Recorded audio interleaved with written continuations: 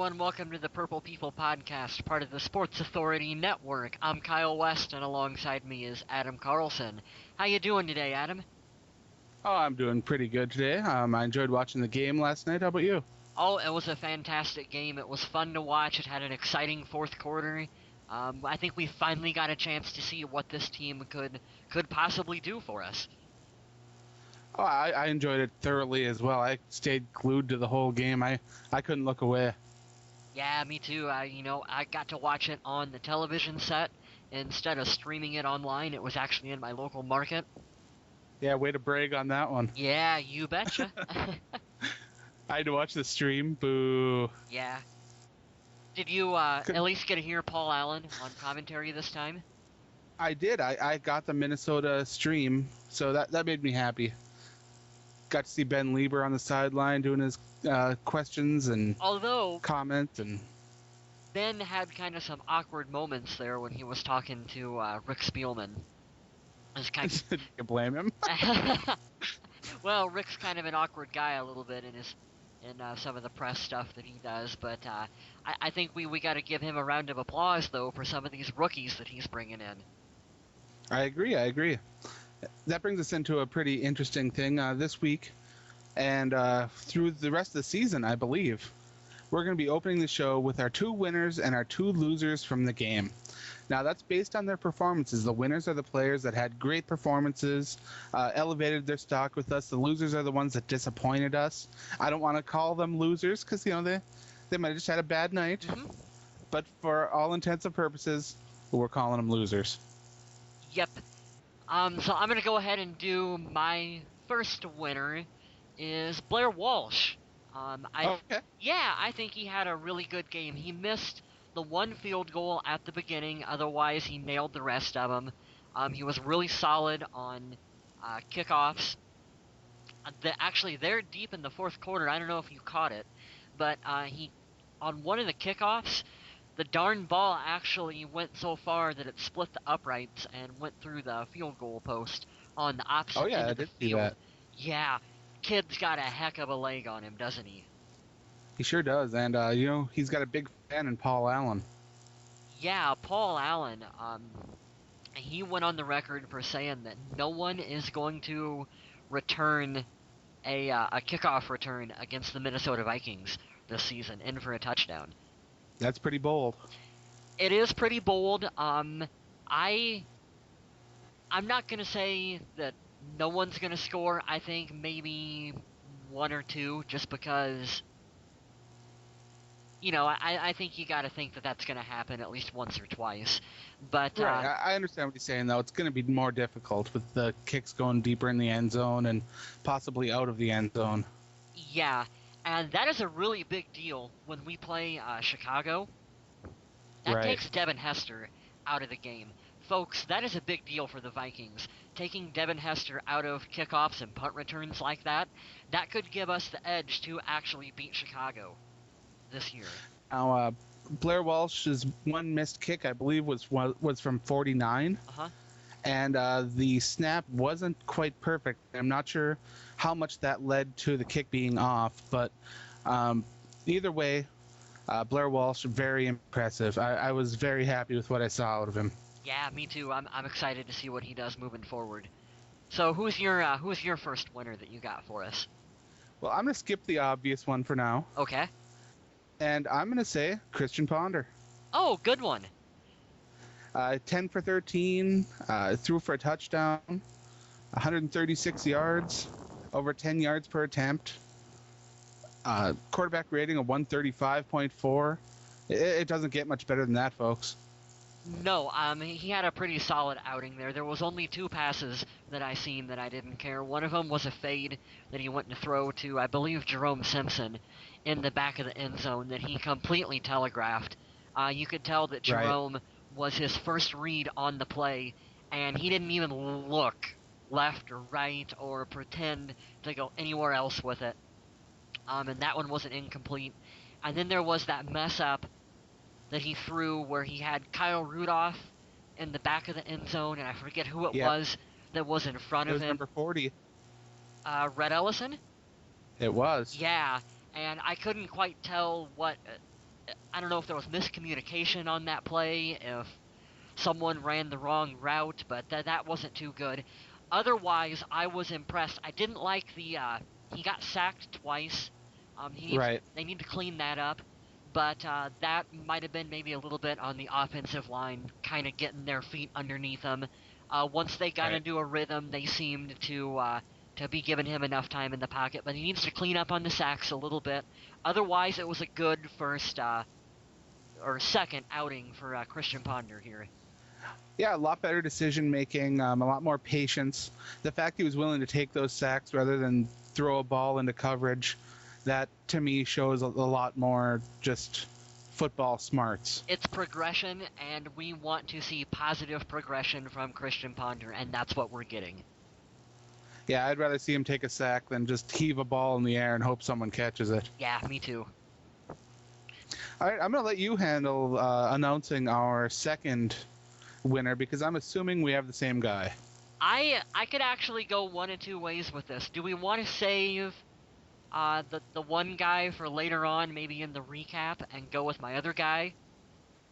How about this? You pick your second guy, and I'll take the obvious guy. Okay, I'm gonna go with Harrison Smith. Nice. Yes, he was my next winner for the game. Harrison got in with the first string starting defense, and you seen the play where he jumped up and batted the pass down. I did. Yeah, that's what we need from Harrison. He is gonna bring it to the Vikings. He is gonna be a superstar stud for this team. I am so excited to see what Harrison can do, and he showed why we traded up and got him in Minnesota. So, what'd you think of the combination of him and Raymond? I like it. I liked it. I'm not a big Jamarca Sanford fan. I think that No. Harrison Smith and Minstrel Raymond should be our two starters at that position. Minstrel was he was all over the ball too when he was on the Yeah. field. I liked what I seen from him quite a bit. They seem to play well with each other and off of each other. Yeah, And I definitely. liked what I saw there. The linebackers held their own enough so that the safeties could go and make some run-ins, make plays, and I really enjoyed seeing that. Yeah, me too. But speaking of linebackers, that brings me into my number 2, Okay. which is Audie Cole. Audie Cole, the man of the hour from Minnesota. How could you not be excited about Audie Cole? I caught a lot of grief for being an Audie Cole fan prior to the draft. I actually had him as a 4th-round value, and I didn't know if he'd be there because I thought he might get taken in the 3rd. Hmm. Now, he slid all the way to the 7th, and the Vikings still got him. In North Carolina, his big knock was that he's poor in pass coverage. Well, I'm going to go and say that he's improved a bit in his pass coverage skills. Yeah, I would tend to agree with you on that one. Here's a guy who came in the very first snap of the first preseason game, and he records a sack. Right. Okay, and then he comes in the second preseason game, and he gets back-to-back pick-6 interceptions. Okay, steal of the draft, I tend to agree with Paul Allen on that one. Maybe it's a little early to be saying that. Let's see what he can do when he moves up in the depth chart and gets out there with either the first or second string units. Right. But yeah, how could you not be excited about Audie Cole? I mean, he had the whole team on their feet, running down and congratulating him. I'll admit, I was jumping around the house. I was celebrating. Yeah, I was psyched. you were the first person I thought of when he got the first interception. And when he got the second one, I was like, wow, we're probably going to do a whole podcast just about Audie Cole. And did you notice that it was the same play, pretty much, but with 2 different quarterbacks? Yeah, why? What's going on in Buffalo? Well, the one of them was Brad Smith. Right. Was who he picked off the first time. And I don't even know who the second quarterback was. But why would you throw the exact same play to the exact same spot on the field? The second one is a guy you should be kind of familiar with, Tyler Thigpen. Oh yeah, Tyler Thigpen. There's a reason why we cut him in Minnesota. But yeah, Audie Cole, I mean, I want to see him develop into at least a solid backup and a special teamer, because he's one of those guys, you want him on special teams. You do. He is that guy. He's going to run down the field. He's going to make hits. He's going to make plays. He's going to be a solid special teamer, but I want to see him move up the ranks in the depth chart of the linebackers. I don't care where it's at. I don't care if it's middle, weak side, strong side. I don't care. He needs to be on the field, at least with the backups.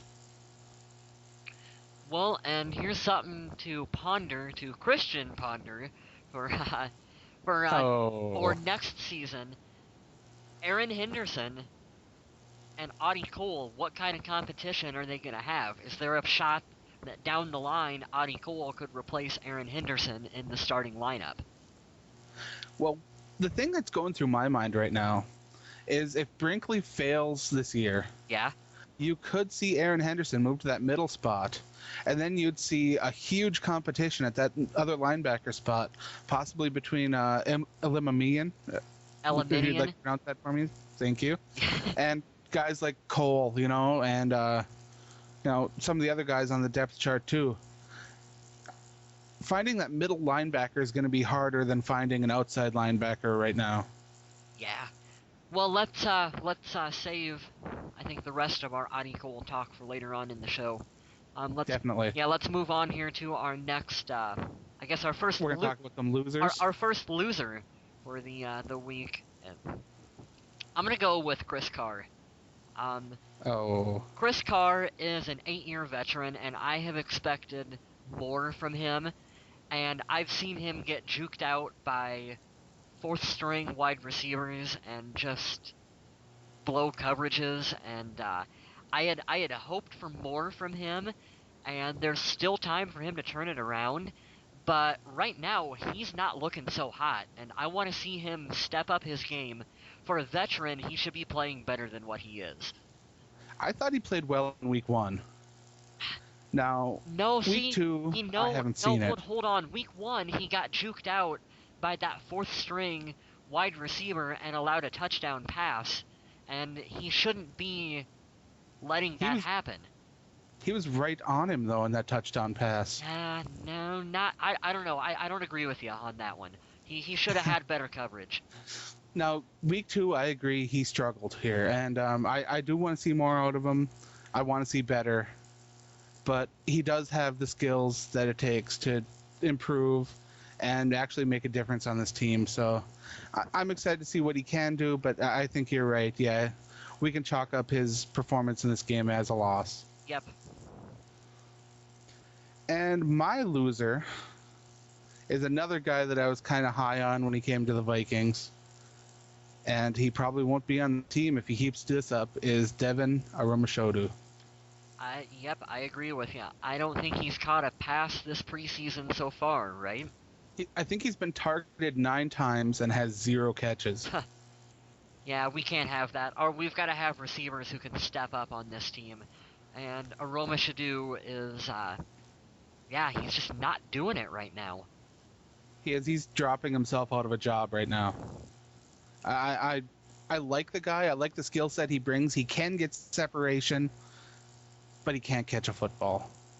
No, he's just having issues right now, and we'll see what the Vikings do with Jerome Simpson being gone for the first 3 games. Is they got to have someone step up to the plate and take over for him. And believe it or not, it's looking like Michael Jenkins is going to be that guy that's going to be stepping in and filling in that role, I think. That's no surprise to me. I'm a Michael Jenkins backer. The guy's solid as can be. Yeah, you were, and a lot of us were maybe unnecessarily harsh on what he could do or couldn't do for this team, and we're having to kind of maybe eat our words a little bit. He went up and made a couple plays. He had a 35-yard catch that Ponder threw to him. Yeah, and he actually had to make a play for that ball. It wasn't right to him. Yeah, he didn't have much separation because, Jenkins at this stage in his career, he's not going to get much separation. No. And he just jumped up and hauled in that pass. So it's that's a good thing to see. Definitely, definitely. My Go ahead. I was gonna say that my next player that I had here, for a loser, I was gonna go with Solomon Eliminian, actually, because he did not play at all, and he wasn't hurt, he wasn't injured, they just didn't play him, and I don't know what happened. He was we signed him from the Canadian Football League. You know, he was the hardest hitting player, voted the hardest hitting player in the CFL, and he came in. Right. I had high hopes for him, and he had a really quiet training camp. He had a good week 1 though. He had a good week 1. It was kind of a fluke. It was a batted up ball that just kind of happened to land right in front of him, and he caught it on that interception. And then he didn't play this week. And I kind of got to say that I want more from him. And so for that reason, that's why I'm putting him as a loser for this week. Yeah, I understand that totally. You can't do much if you can't get on the field, and with no real report as to an injury or anything like that, it really kind of makes you wonder, because right now they should be testing depth at special teams and linebacker. Yeah. Those are two of the main spots they should be trying out. So maybe he's just read between the lines a little bit. Maybe they're not seeing enough from him at this point. You know what I mean? I understand totally. I mean, he can make a couple hits, he can make some tackles, that's fine, but you know, it's not only about the preseason, the games, it's about the training, it's about the practices, it's about all that. Yeah, totally. Which brings me to my second losers. Now I have to pluralize it because there's more than one. This is for Minnesota Vikings running backs, not named Toby Gerhart. Ha. Now, Derek Coleman, he couldn't get more than 3 yards to save his life on a run. 5 rushes for 12 yards. That's not going to get it done in Minnesota, folks. And then you got Lex Hillard, 3 rushes for 6 yards. And one of them was a 7-yard run, which means the other 2 runs were even less impressive. So on the other 2 carries, he lost a yard. Yeah. I just don't understand what's going on there. Now, I'm gonna say it again. Ed Wesley is now available again. He's out there. Yeah, they might have to look into outside the organization for someone to kind of fill in for that third running back spot behind Adrian and Toby Gerhart. Hilliard had a good week 1 though. On the plus side, though, how about our fullback, Matt Estada, who came in in the fourth quarter and was just balling out there on the field? What would stop the Vikings from maybe using him? Serious. Using a big set? I don't know. I have absolutely nothing against a big set, handing off to the big man and letting him rumble and bumble down the field. I love that. Hey, he did more with his opportunities than the other 2 running backs did combined.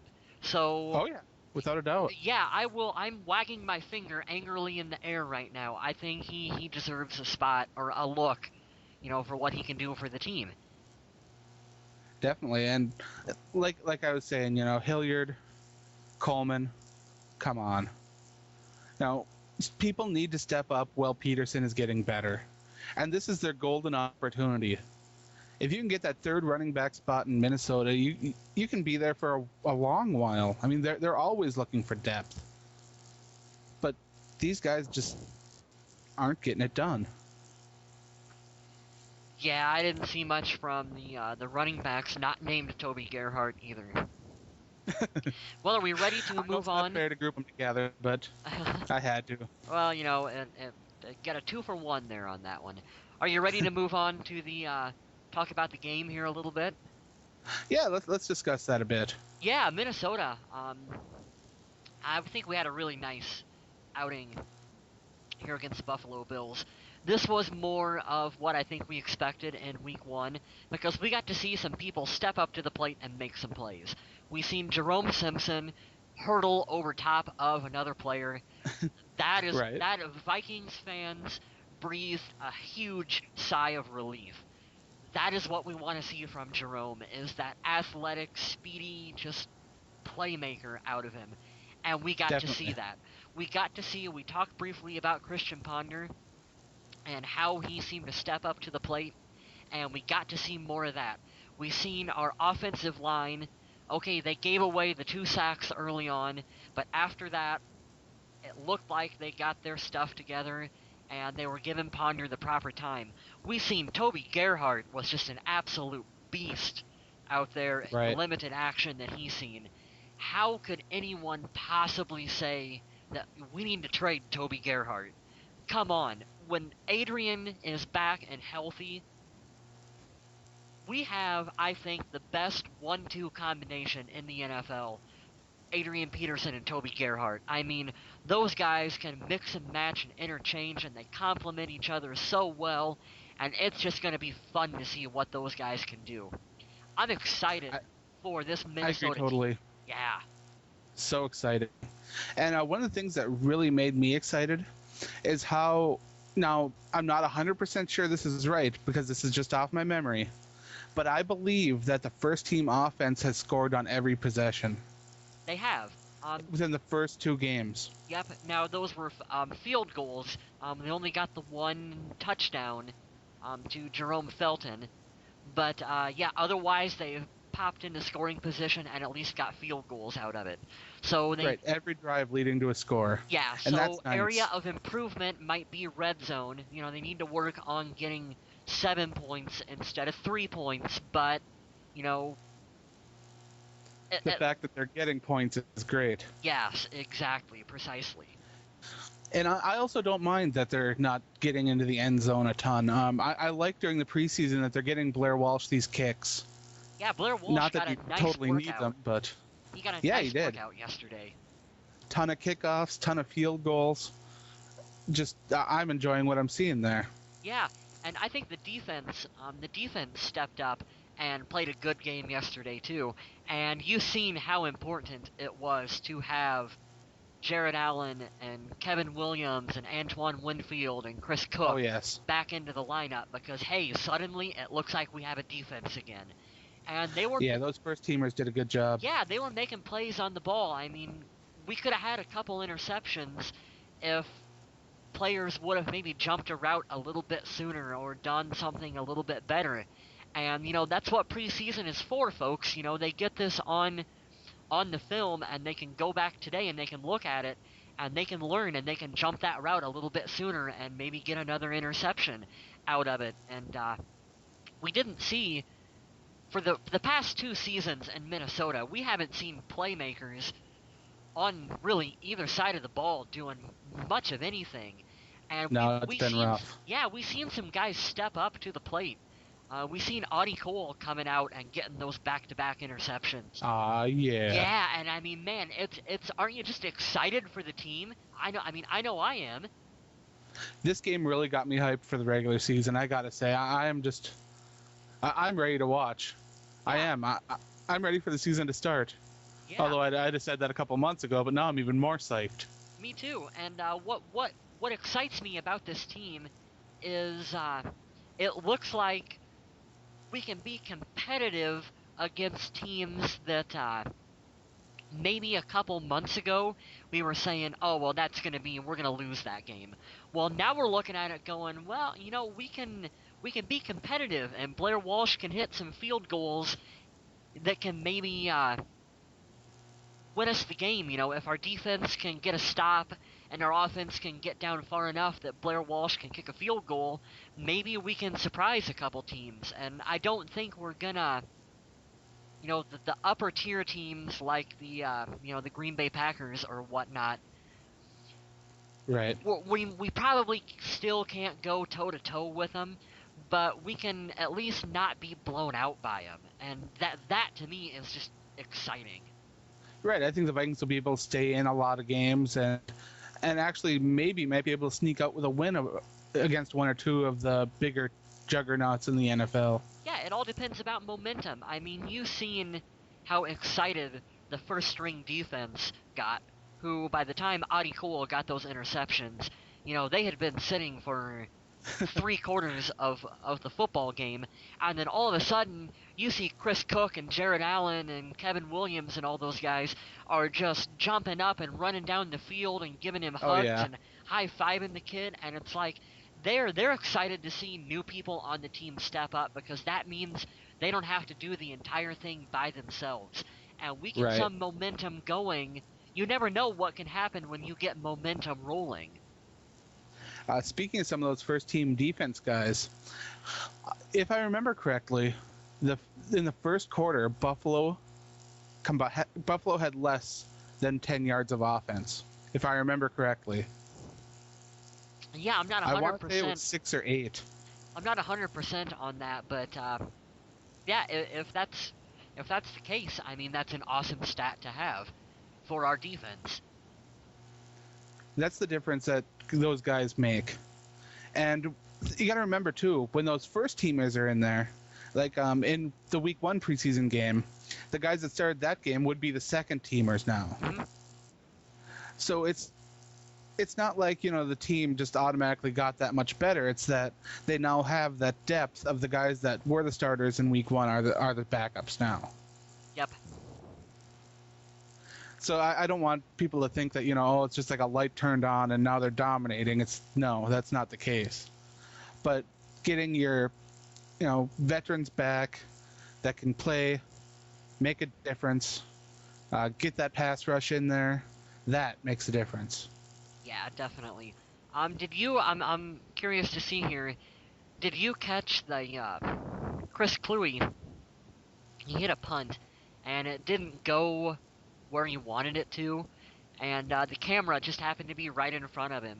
And Kluwe, you could tell that he said something that I will not be repeating on our PG Purple People podcast here. Was it fish sticks?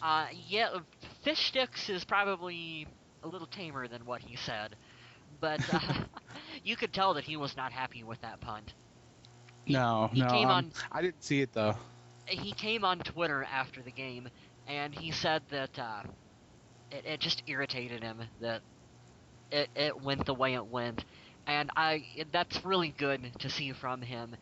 We get so used to talking about Kluwe over Twitter and Kluwe over, oh, he's a video gamer and how funny he is and whatnot. And it kind of takes a backseat to him being a professional and being a really good punter for the Minnesota Vikings. And so I just kind of wanted to remind everyone that Kluwe takes his job very seriously, and he is trying to he wants to be the best he can be. So yeah, just remember that he's a professional too, and that he takes his job very serious. Also remember that Chris Kluwe's band Tripping Icarus has a new album out. You should go pick it up. You should go check it out.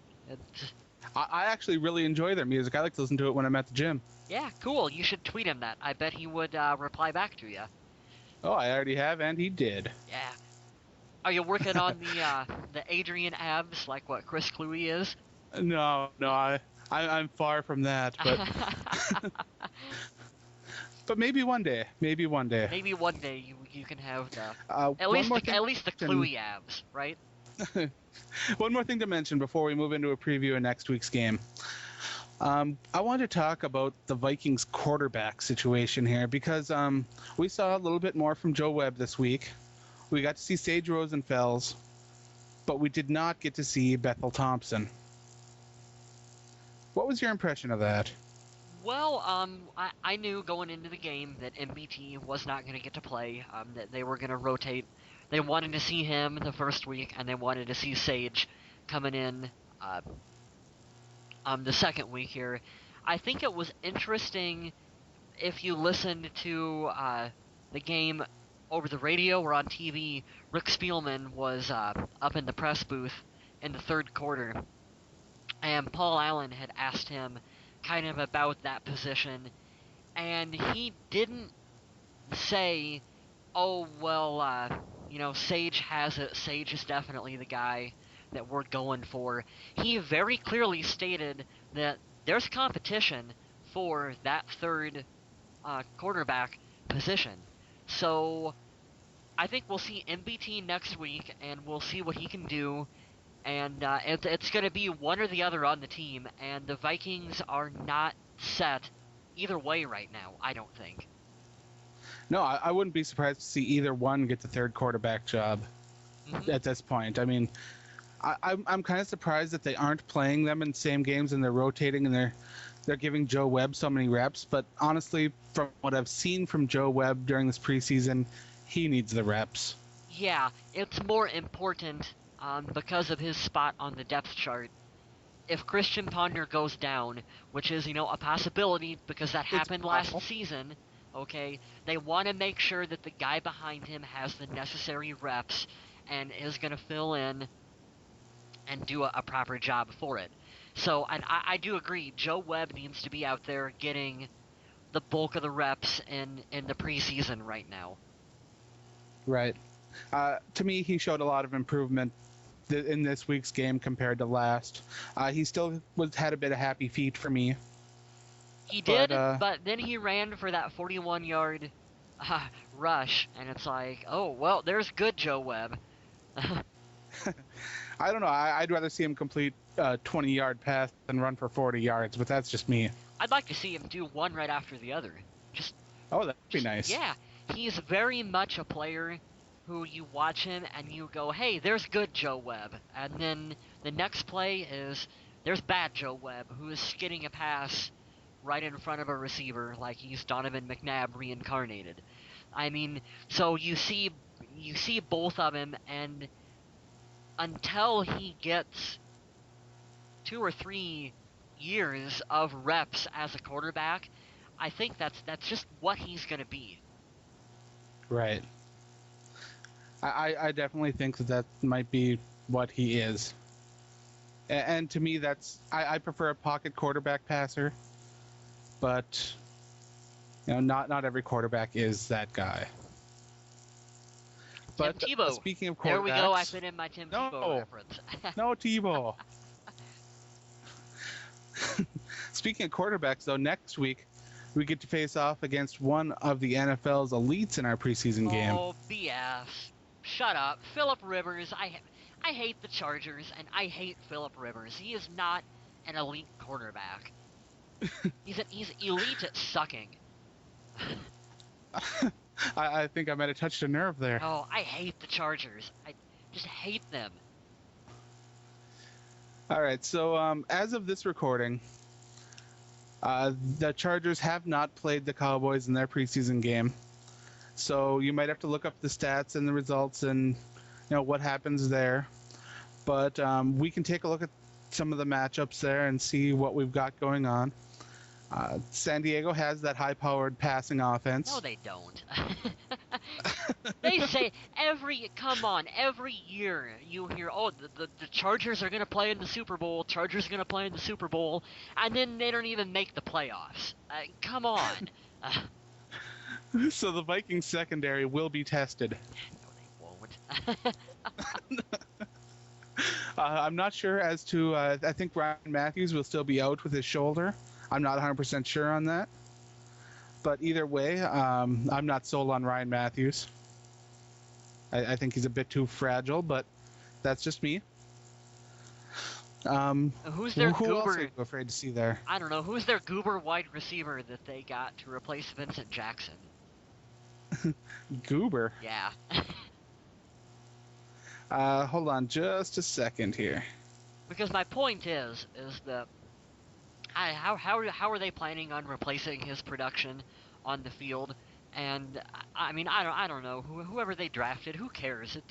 It's the Chargers. We'll beat them. They won't even score a touchdown on us. I mean, come on. No, they won't. They'll be freaking field goal, and Jared Allen will jump up and bat it down, and Audie Cole will catch it somehow and run it in for an 80-yard touchdown. You're talking about, let's see, Robert Meacham. Yeah, Robert Meacham. Who cares? If you care, I don't care. Hey, Vincent Brown's got talent. You got Antonio Gates, he's pretty solid. Got Malcolm Floyd, he's a good wide receiver. Yeah, Malcolm Floyd, I do gotta respect him. They picked up Eddie Royal. So? Roscoe Parrish is pretty versatile.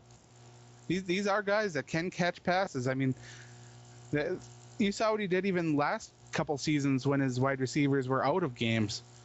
And by him, I'm talking about Phillip Rivers. Yeah, he cried. No, he threw, what was it, 5 touchdowns in a game without his top wide receivers? I'm just saying, this is a dangerous team. We bring back Brett Favre, and he could throw for 6. I'm just saying. So who on this San Diego Chargers team scares you? Nobody. Nobody. I don't know. Who's their running back? I already mentioned him once, I believe. Remember his name. That was Ryan Matthews. Yeah. Well, they traded off, or let Mike Tolbert get away from. Yeah. He's with the Then they picked up LaRon McClain, so they didn't really drop off too much. Yeah. And they got Ronnie Brown. Okay. And they got Jackie Battle. Those all got to count for something, right? They've all been solid backups in the league. So actually, I would take if they end up cutting any of those guys. With the way our situation is looking behind, Gerhard and Peterson, I'd take Jackie Battle on the team right sure. now. I mean, wouldn't you? Yeah. Yeah. I definitely entertain that. I definitely would. But yeah, this should be an interesting game. I'm interested to see how the linebackers for the Chargers, because that's one of their strong suits there. I'm interested to see how they are going to fare against the short passes of the Vikings. That's one of the things I want to see. I also want to see how they end up converging on the run game, if they're going to play the run more and force them to pass. So there's interesting things to see. Yeah, and if I can be serious here for a moment, love him or hate him, Phillip Rivers is a good quarterback. They say he's an elite quarterback in the NFL. Okay, whatever, fine. I still hate him. But he is going to be a good test for our secondary, so that we can see, he will test guys like Chris Cook and whatnot, and see what they're made of. If it'll be a good test for the Vikings. They'll be playing more of the starters, probably through the first 2 quarters of the game, I would imagine. Yeah, I'm gonna guess maybe 3-4 drives. Yeah. Do you think Adrian? Do you think we'll see anything from Adrian? That's the real question. I hope not. I'm still thinking it's going to be the final preseason game is when he'll get going against the Texans. But you never know. As soon as I'd like to see him suit up. Yeah, he really wants to get back on the field, so you never know. Yeah. But that'll do it for my preview for the San Diego game. Do you have anything else for this week? Brett Favre won. He's coaching those high school kids now, and they won their first high school game, and it drove me absolutely nuts that the headline reads Brett Favre wins high school football game, and it's like, no, Brett Favre didn't. I love the guy. Brett Favre's awesome. Don't get me wrong, he's really cool, but he didn't win the game. He wasn't suited up playing quarterback. Those high school kids won the game. So can you calm down a bit on Brett Favre coaching? Favre-palooza. Favre-palooza. That's not fair to the high school kids who, were the ones actually playing the game. I agree. Yeah. And to me, it wasn't even really news. I mean, I just kind of brushed it off, assuming it was the media, but I can definitely understand how it could get under your skin a bit.